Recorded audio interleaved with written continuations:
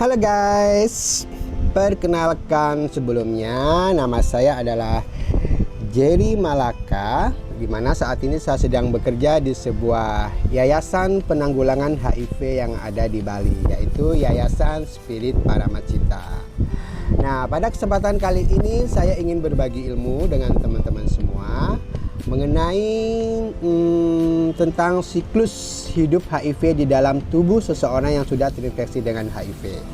Nah, selama ini teman-teman yang sering didengar mungkin hanya istilah tentang HIV ya, bahwa HIV itu adalah penyakit yang mematikan, penyakit yang penuh dengan diskriminasi dan dengan berbagai aspek pemikiran-pemikiran yang dalam hal ini tanda kutip pemikiran-pemikiran yang buruk yang dikaitkan dengan penyakit amoral dan penyakit perilaku yang menyimpang seperti itu.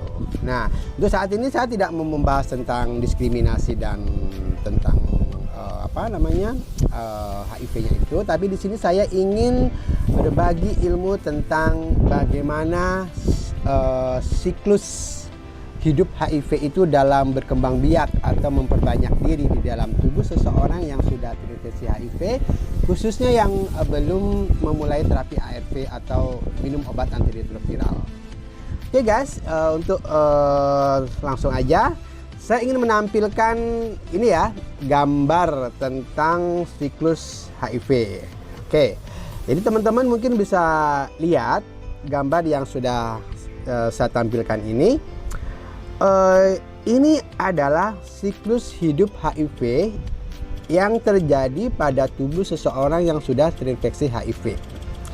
Jadi pertama-tama di saat HIV itu memasuki tubuh kita atau tubuh seseorang yang terinfeksi HIV, maka HIV itu akan mencari sel darah putih atau yang biasa disebut dengan sel CD4.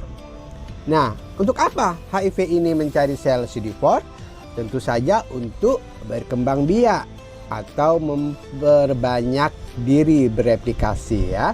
Nah, pertanyaannya, kenapa kok hanya sel CD4 yang dijadikan sasaran untuk HIV ini berkembang biak?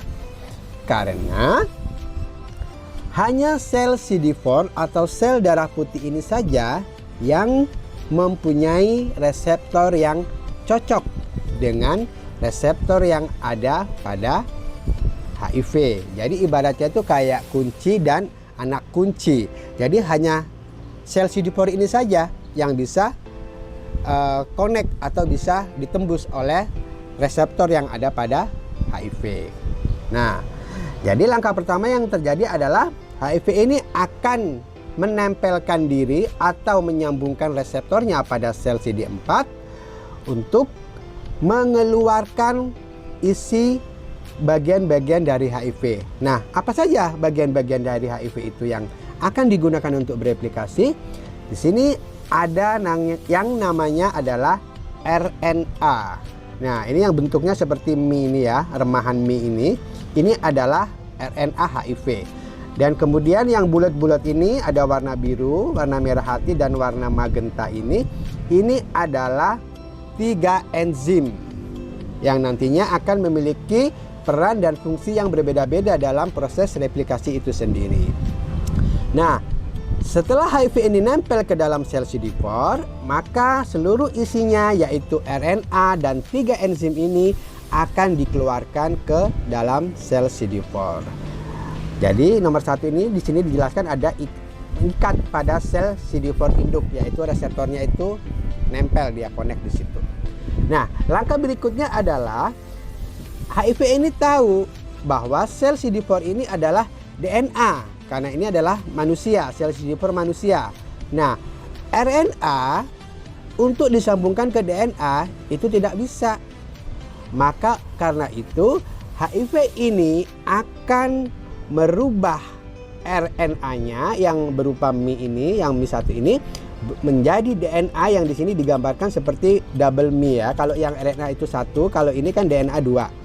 Nah, otomatis kalau RNA dia nggak akan bisa nyambung ke DNA karena DNA ini bentuknya kayak 2 gitu, 2 mie gitu ya.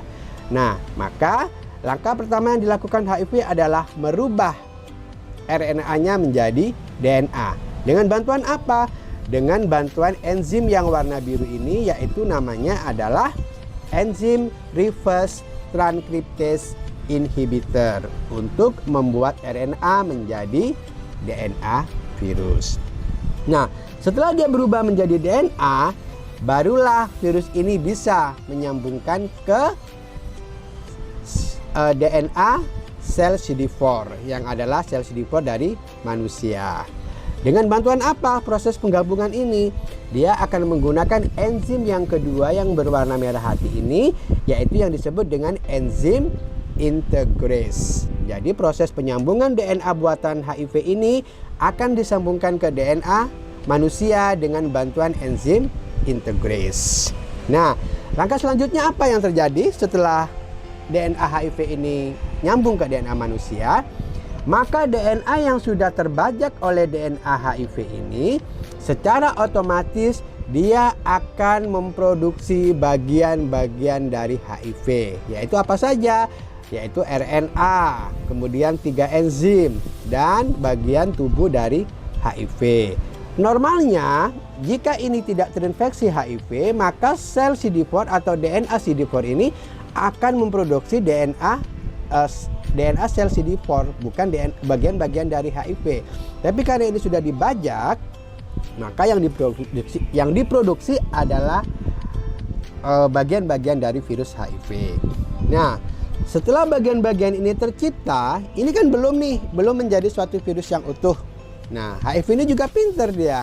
Dia akan menggunakan enzim yang terakhir yang warna magenta ini atau biru muda ini, itu untuk merakit atau menyatukan bagian-bagian HIV yang sudah terbuat tadi untuk menjadi suatu virus yang utuh dengan bantuan enzim protease.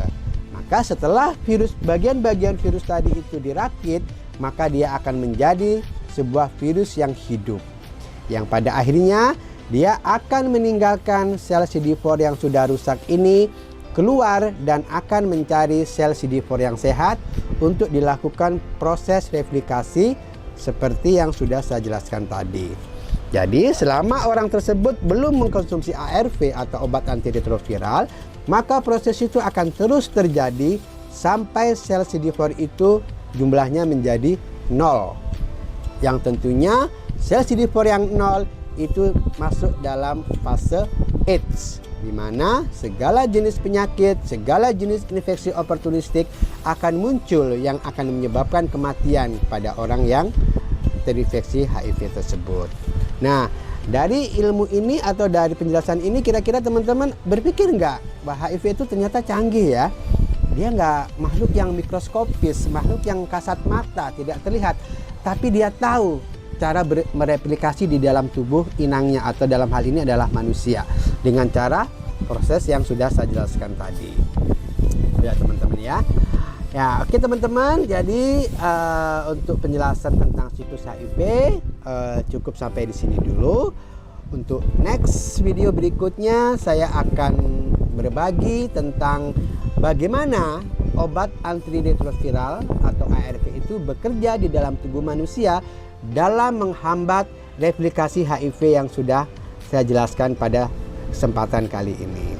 Oke, ikutin terus video selanjutnya untuk menambah pengetahuan teman-teman tentang HIV, sehingga diharapkan dengan adanya pengetahuan yang bagus tentang HIV, kita bisa menjaga diri, menjaga perilaku yang sehat untuk menghindarkan kita semua dari paparan infeksi HIV ini.